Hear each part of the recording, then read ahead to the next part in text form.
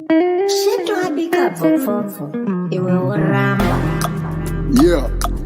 who you are calling Skeleton? Natural. King of Kim on the mic.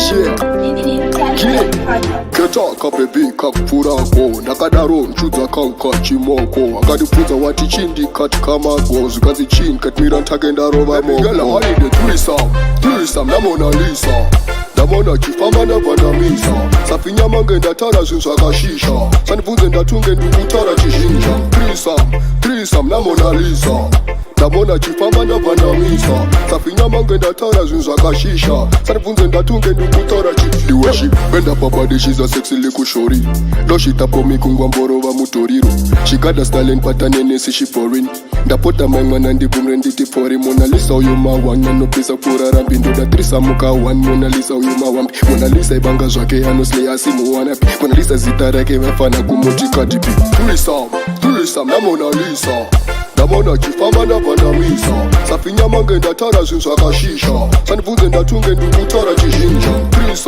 threesome namona Lisa ndamona chifamba ndabvanamisa safinyama ngendatara zvinhu zvakashisha sandibvunze ndatunge ndikutara chidaruka iziranga ndakabatwa kora ndakarawa ngembavha ngepane chandatora kupfekedzwa ndiwe msoro ndakaona mahora ndikazi ndakwatete ndokwandakanona hora zvikanzi hatukuda threesome ndikati yes mam zvikanzi tete vari baba ita action ndikati zvodakavona Lisa kagwenten kwete mbuya ugamuchira yava kwete threesome namona Lisa ndamona chifamba ndabvanamisa safinyama ngendatara zvinhu zvakashisha sandibvunze ndatunge ndikutara chizhinja threesome namona Lisa ndamona chifamba ndabvanamisa safinyama ngendatara zvinhu zvakashisha sandibvunze ndatunge ndikutara chiiweshi bendapabadishiza sexy likushori doshitapomi kungwamborova mutoriro shigada stalen patanenesi shiporin ndapota maimwana ndibvumre nditi pori Mona Lisa uyo mawani anopisa kurara mbindoda threesamuka wani Mona Lisa uyo mawambi Mona Lisa ibanga zvake anosley asi muwanapi Mona Lisa zita rake vafana kumuti katipi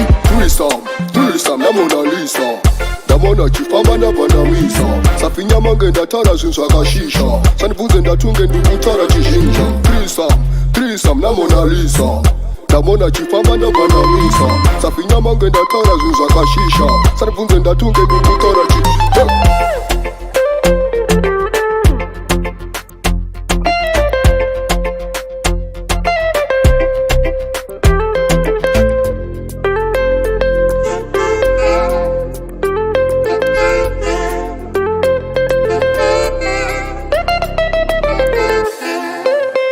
Intelligent project. Iwe uramba.